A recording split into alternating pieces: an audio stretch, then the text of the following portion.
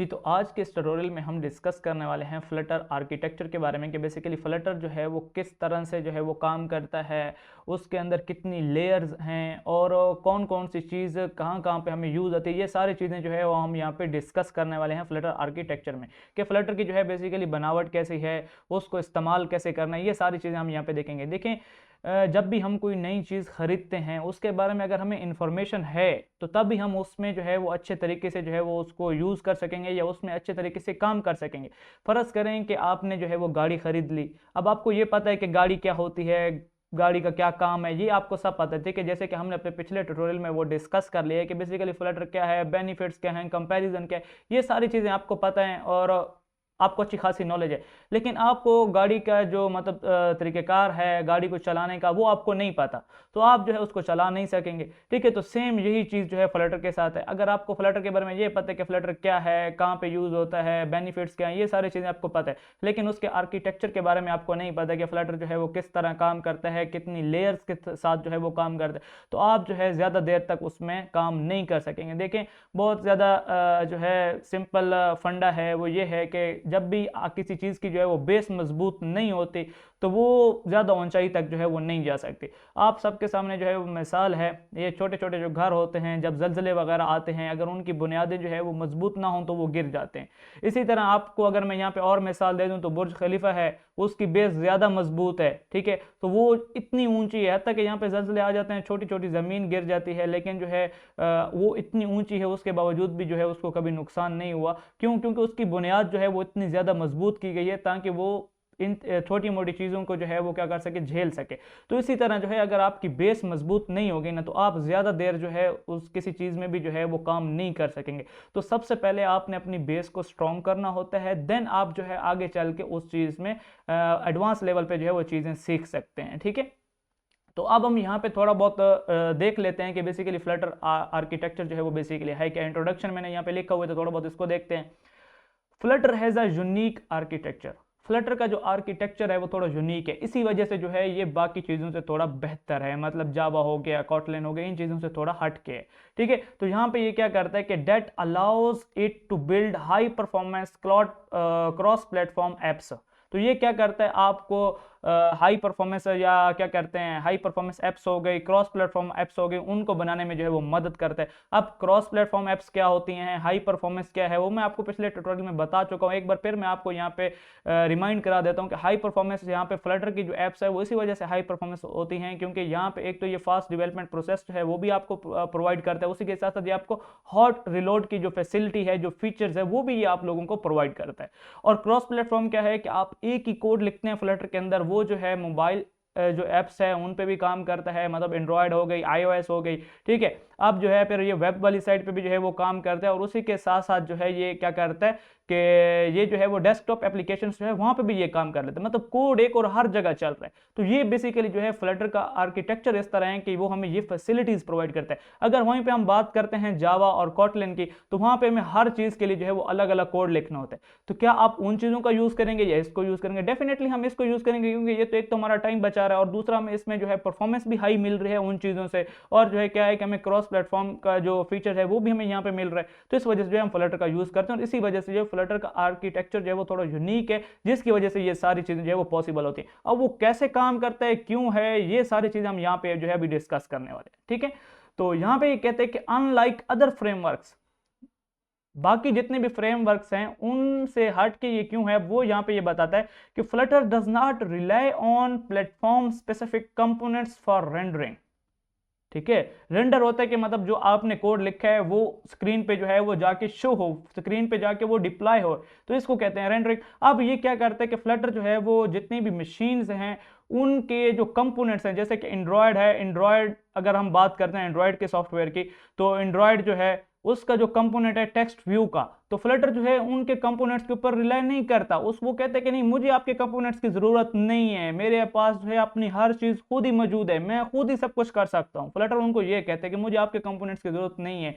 जैसे कि iOS पे अगर हम फ्लटर का कोड जो है वो रन करना चाहते हैं तो फ्लटर उसको कहते हैं मुझे आपके यूआई लेबल की जरूरत नहीं है। यूआई लेबल iOS का जो है वो कंपोनेंट है जो कि वहां पे चीजें शो करता है स्क्रीन के ऊपर। इसी तरह जो है ये हमारे पास एंड्रॉइड के जो कंपोनेंट है वो है टेक्स्ट व्यू, वो चीजें शो कराता था जब हम जावा या इन चीजों में जब हम काम करते थे। लेकिन फ्लटर कहता है नहीं, मेरे पास अपने विजेट्स हैं, अपनी चीज़ें हैं, खुद कस्टमाइजेबल मैं उस चीज़ों में परफॉर्म मतलब उनमें जो है प्रोवाइड करता हूँ, और मेरे पास अपना रेंडरिंग इंजन है। ठीक है, तो फ्लटर के पास अपना रेंडरिंग इंजन है। इसका फायदा क्या है? इसका फायदा यह है कि जो फ्लटर का अपना रेंडरिंग इंजन है ना, तो यही आप लोगों को मदद करता है कि आप लोग जो एक कोड लिखते हो ना वो हर जगह पे चलता है। ठीक है, अगर ऐसा ना होता ना, तो अगर ये डिपेंड करता एंड्रॉयड पे, आईओएस पे, उनके जो कंपोनेंट्स हैं उस पे, तो फिर होता क्या? फिर होता ये ना कि जो भी आपने कोड लिखा है फिर आपको एंड्रॉयड के लिए अलग लिखना होता है। क्यों? क्योंकि एंड्रॉयड का तो अपना जो है वो रेंडरिंग इंजन होगा, तो जो उसको जो है वो अगर फ्लटर जो है उस पर रिलाई करता, तो फ्लटर के कोड को जो है एंड्रॉयड के जो रेंडरिंग जो चीज़ें हैं उसका जो है वो ज़रूरत पड़ती। तो इसी वजह से जो है फ्लटर कहते हैं मुझे आपकी ज़रूरत नहीं है, मैं इन चीज़ों पर जो है वो रिलाई नहीं करता।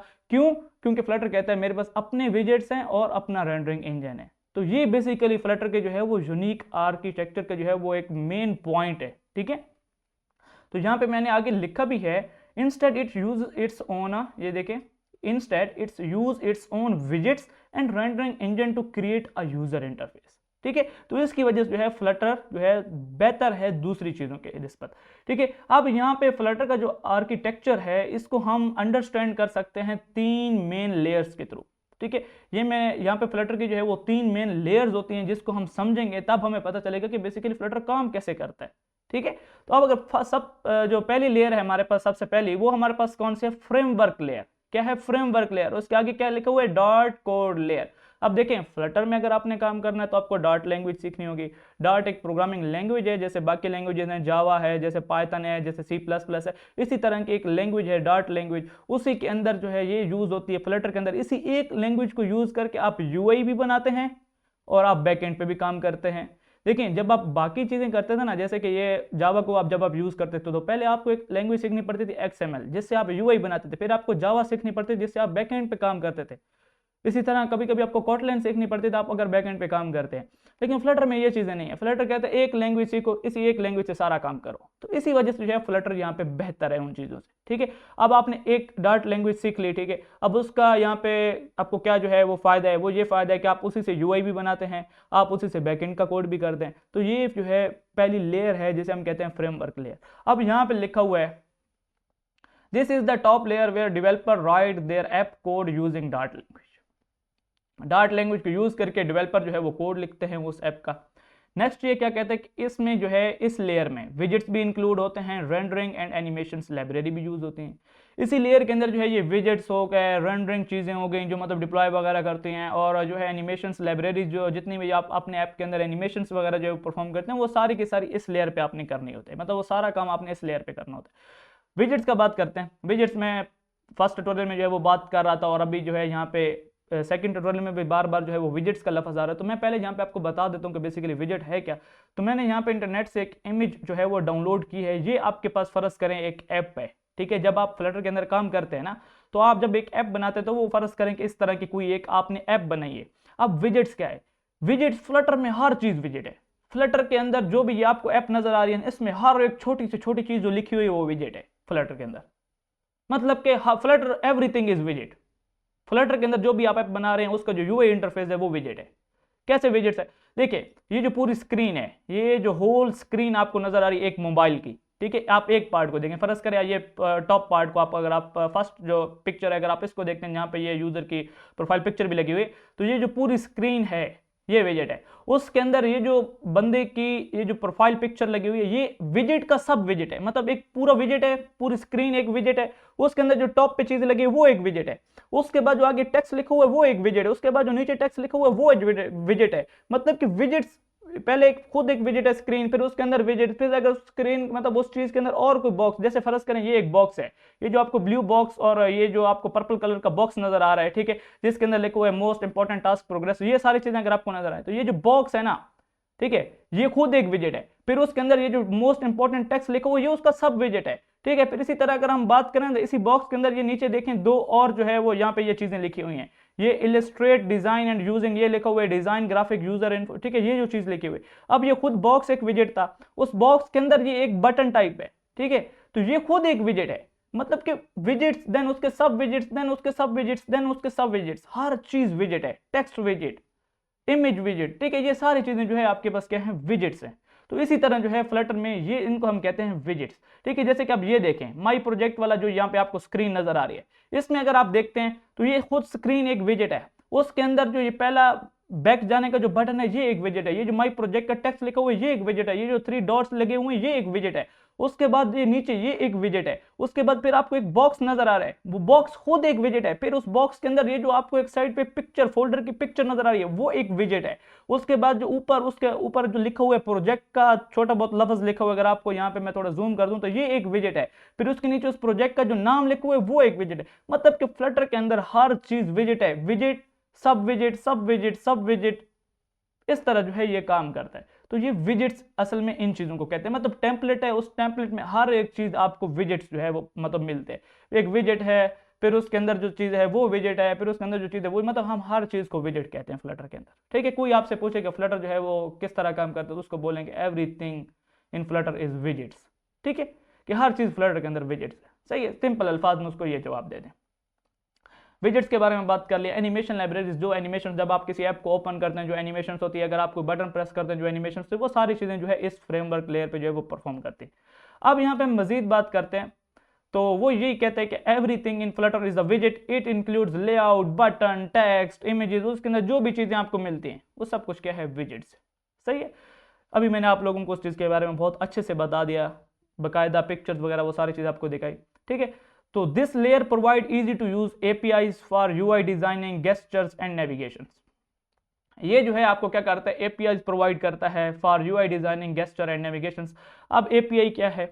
ठीक है, एपीआई हमारे पास, इसको हम कहते हैं एडवांस प्रोग्रामिंग इंटरफेस। ठीक है, अब ये है क्या, ये एक सेट ऑफ रूल्स हैं, सेट ऑफ मेथड्स आप समझ लें, ये एक ऐसे रूल्स हैं, ऐसे प्रोटोकॉल्स हैं जिनको यूज करके एक सॉफ्टवेयर एक सर्विस के साथ जो है वो कम्युनिकेट करता है। ठीक है, फर्ज करें जैसे ये वेदर की सर्विस होती है। ठीक है, ये जो हमारे पास मौसम के जो हालात होते हैं वो हमें जो मतलब एक सर्विस है वो हमें प्रोवाइड करती है कि अभी मौसम ऐसा है ऐसा है। तो अगर आपने उसको अपने ऐप के अंदर यूज करना है, आपका ऐप तो एक सॉफ्टवेयर है, ठीक है, तो अगर आपने उसको उसके अंदर यूज करना है तो फ्लटर की जो एपी है वो जाएगी उस वेदर सर्विस के पास, उसको बताएगी कि इस तरह जो है उसको ये मेरी ऐप को जो है ये इन्फॉर्मेशन रिक्वायर्ड है कि टेम्परेचर बाहर का कितना है ये वो, तो वो सर्विस क्या करेगी, उस एपीआई को वो इन्फॉर्मेशन देगी, वो एपीआई जाके आपके सॉफ्टवेयर को देगी और आपका सॉफ्टवेयर क्या करेगा, उसको जो है वो दिखाएगा कि बेसिकली ये जो है बाहर के भी सूरत हाल चल रही है। ठीक है, तो ये बेसिकली एपीआईज का मकसद है। तो ये जो है फ्लटर में क्या करता है कि ये लेयर जो है खासकर फ्लटर के अंदर ये जो फ्रेमवर्क लेयर है ये हमें प्रोवाइड करती है इजी टू यूज एपीआईज, मतलब कि हम एपीआईज को बहुत आसानी से यहाँ पे यूज कर सकते हैं for UI design. UI design के लेकिन आपका यूआई डिजाइन जो है वो ही उन चीजों को जो है वो दिखाता है,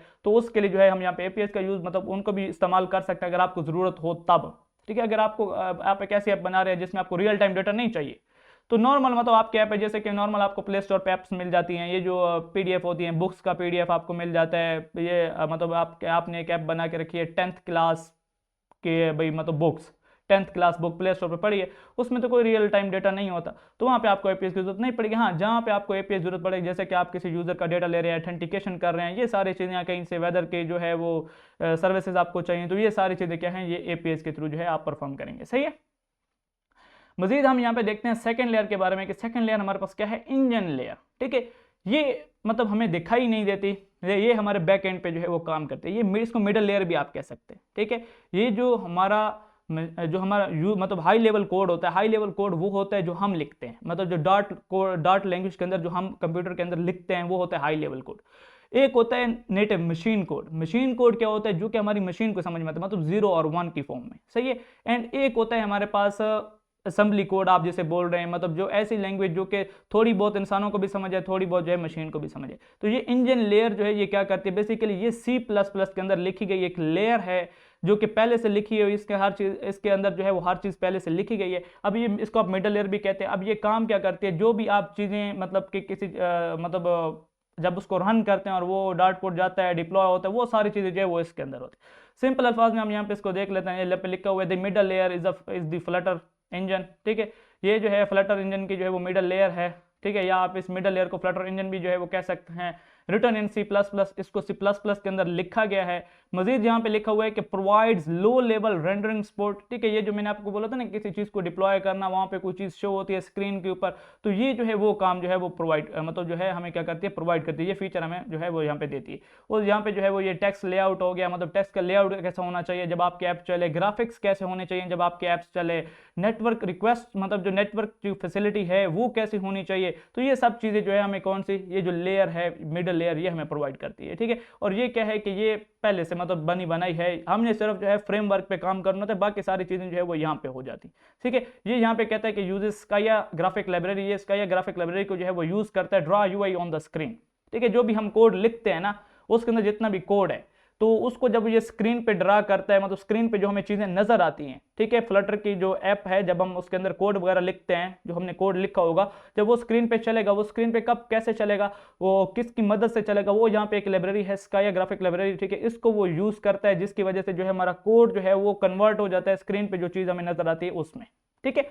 तो नीचे मजीद हमारे पास लिखा हुआ है ये handles dart run time and garbage collections, जो डार्ट के रन टाइम जो एरर होते हैं या जो गार्बेज जो फजूल चीज़ें होती है, ये उनको भी हैंडल करता है ताकि हमारी ऐप जो है वो अच्छे से काम कर सके, मतलब उसमें किसी चीज़ की कोई रुकावट या वो हैंग वगैरह ना हो, ठीक है। तो ये इन चीज़ों को भी जो है वो यहाँ पे हैंडल करता है। अब मजीद हमारे पास एक और लेयर है जिसे हम कहते हैं